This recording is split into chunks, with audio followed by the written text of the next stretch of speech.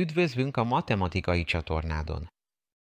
Itt gyakorlati és közvetlen módon oldasz meg matematikát. Iratkozzatok fel a csatornára, lájkoljátok és írjátok meg kommentben, hogy mit szeretnétek látni a következő videókban. Még egy tesztkérdés. Térjünk át a mai gyakorlatra. X szorozva x plusz 4, mínusz 3 szorozva 2x mínusz 5. Hogyan lehet átírni? A, B, C vagy D betű? Térjünk egyenesen a lényegre. Használjuk a szorzás szétosztó tulajdonságát. X-et szorozzuk X-szel, majd X-et 4-jel.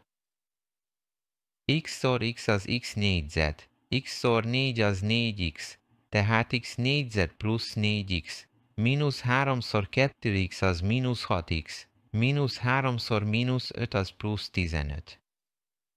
3-szor 5 az 15, mínuszszor mínusz az plusz. Tehát így lett X négyzet, 4 mínusz 6 az mínusz 2X, plusz 15. Gyorsan és egyenesen itt.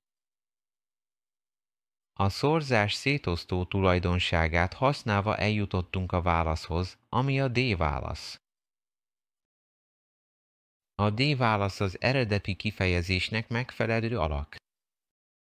Gyorsan és egyenesen iratkozzatok fel a csatornára, nyomjatok egy lájkot és kommenteljetek.